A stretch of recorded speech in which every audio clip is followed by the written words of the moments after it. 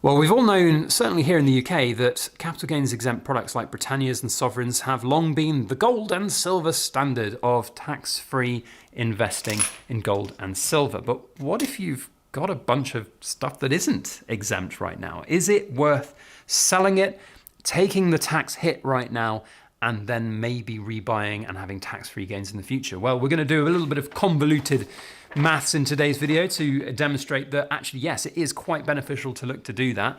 And hopefully it will give you a little bit of insights into where things are with your stack. Maybe stack composition is something you haven't really thought about, but perhaps now it might be. And also if you haven't got very much, or you're starting to buy your journey, or if you are already a stacker but looking to accumulate more, is it worth paying the extra premium for some of these items at an early stage? I'll give you a quick clue. Hell yes. The answer is yes. Tax-free investing, definitely something you should think about. But at the end of the day, silver is still really a very good investment.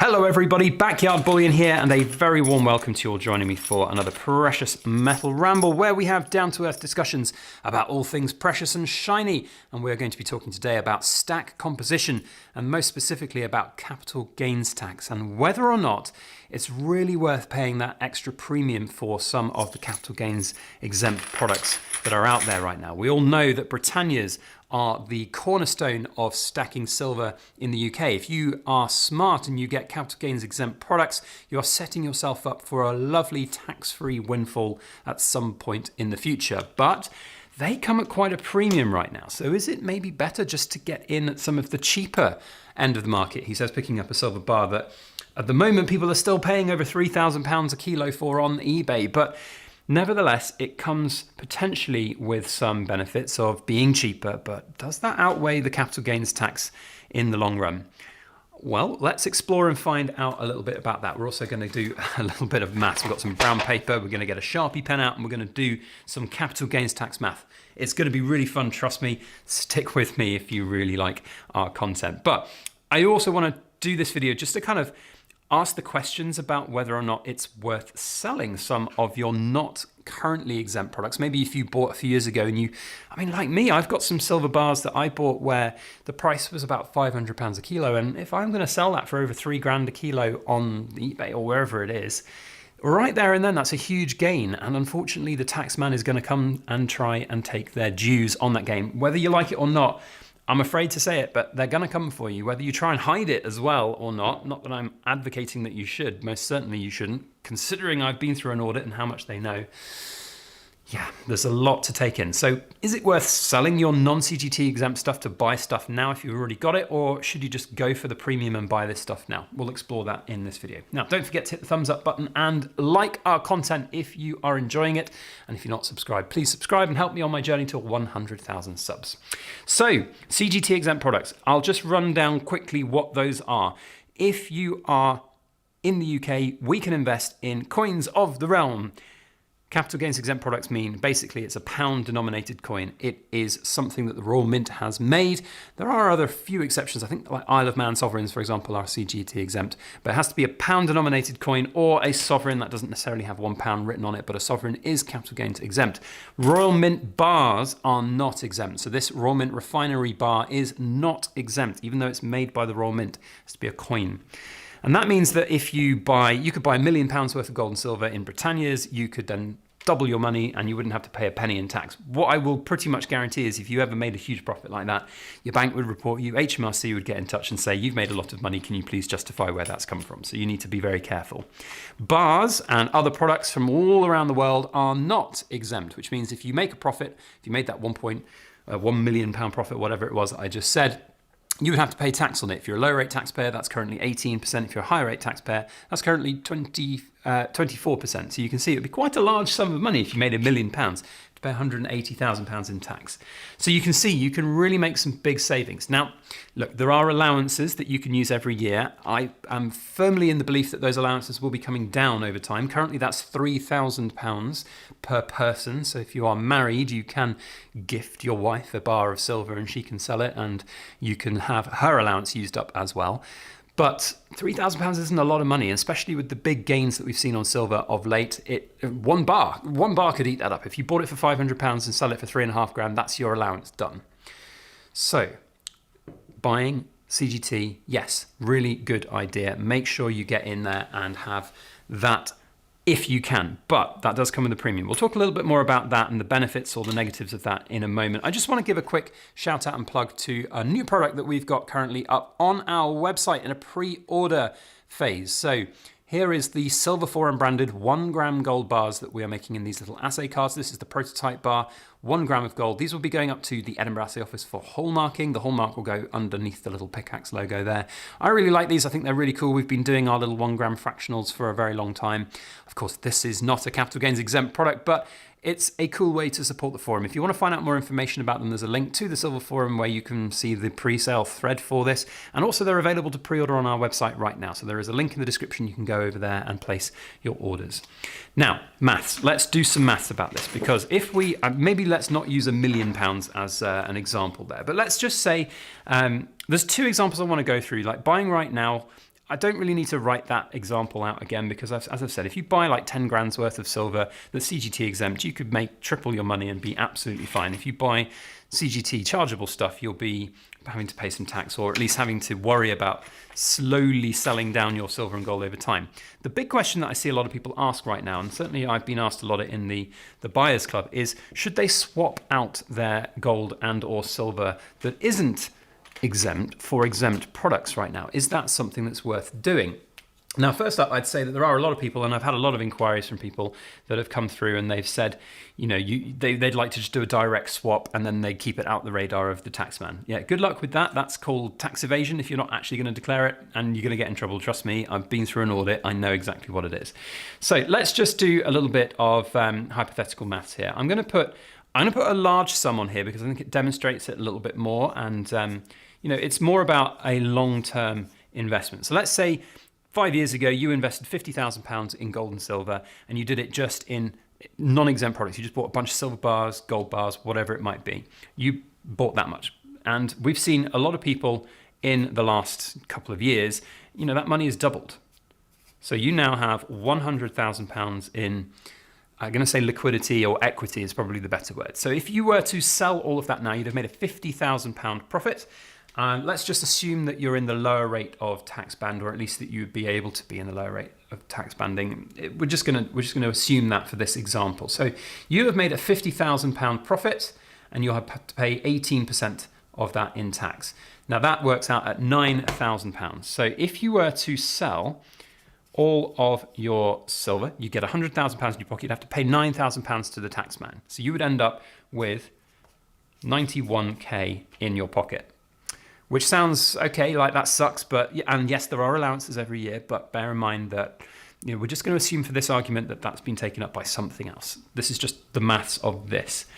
So 91k in your pocket. If you were to reinvest that 91,000 into some silver, say, again, CGT exempt stuff, you'd probably be paying a premium. Let's be quite frank, if you had a whole bunch of silver bars like this, you would be very lucky and very hard pressed to do a direct swap for those bars, because these are more desirable, they have more benefits to them. So I'm just going to say a rough premium, you maybe lose between 5 and 10%. So if we do say you lose 7.5%, so 91,000 times 0.075, you'd lose another 6,500, call it. So 91 minus 65 is 80. So you'd have 84.5k. So you're losing out a little bit here. But now your 84.5k is tax exempt, which is fantastic. Let's say from here, silver doubles again. So 84.5 times 2, you would have 169k tax-free in your bank when you sell it all, of course. Brilliant. But is that better than just holding your 100 grand's worth of silver, doubling your money, and then paying the tax? Well, you know, you would end up here with 200k. You'd have to pay your CGT tax, which is 18,000, because it's the same. You've made no, actually, it'd be a little bit more than that, because you've now made 150k profit. So 150 times 0.18, you'd pay 27k, and that would mean 200,000 minus 27,000, you would have 173 left in your bank account after tax. So you can see that number is bigger than that number. You've lost 4,000 by doing a swap. Now, some of that loss, of course, is the premium that you've had to pay. That is the question here. Now, if you were able to just do a straight swap without any issues, the 91,000 doubled makes you 182k. So it is potentially profitable. And you can see there is a big difference there. I'm sorry, my numbers are all over the space. I'm not very good at this, but you know what? I don't really care. The point here is about premium. And if you can get those premium items at a direct swap, then yeah, it is possible to do that. And that's one of the things that I did a few years ago with Atkinson's. And they're not sponsoring today's video. They're not I'm probably going to get some inquiries now about that. But I swapped out some of my bigger gold for sovereigns, because gold, it's much easier to get that premium right down low at the bottom. So this example that I worked here is for silver in many ways, because you are going to always have a premium. You can maybe get a premium out of selling these bars, but if you're going to try and sell £91,000 worth of this stuff, you're probably just going to end up going to a bullion dealer. So they'll give you spot price for these. They'll charge you 20% over spot price. You know, we did a really conservative amount of premium loss here, because I'm assuming that you can go and sell some of these privately and buy these privately. But again, these different numbers could be huge, huge, huge, huge. So really, I don't see a massive problem right now in worrying about CGT for people. Yes, people don't like paying the tax man, and I get that. I understand that. It's not very nice to see your hard-earned gains taxed away by the people in power who seem to just piss the money up the wall without really doing anything good for society, it seems, at the moment. But ultimately, if you just kept that money in the silver and you didn't worry about the CGT, you know, we're not even factoring in capital gains tax allowances every year here. You know, if we're going to see a doubling and then another doubling of gold and silver over a period of time, you've got, you know, probably a decade, 15, 20 years worth. And if it still stays at £3,000 a year, plus you've got, maybe you're married and you've got a spouse, that's £6,000 a year, you know, 10 years worth, that's tax-free sales and profits, by the way, not just sales, profits of nearly 60,000, 20 years, 120,000. So you can just get rid of the, you know, we're saying 27k in tax here, but actually realistically, that is going to be an awful lot less on your 200k return of your £150,000 investment return. I hope that's made some sense. It makes sense to me, and this is how I guess this is just how my brain works. But right now, for silver, I would say, unless you can get a really low down to the ground swap of those exact assets, it's not really going to be beneficial.